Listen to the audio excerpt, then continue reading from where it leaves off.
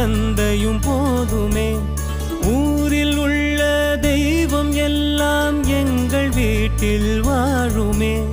யாரும் இல்லை என்றுதான் இங்கு யாருமே இல்லை. ஆதி பகவன் வீட்டிலே என்றும் அன்பு கேதல்லை. 100 கோவில் தேவையில்லை, தாயும் தந்தையும் போதுமே.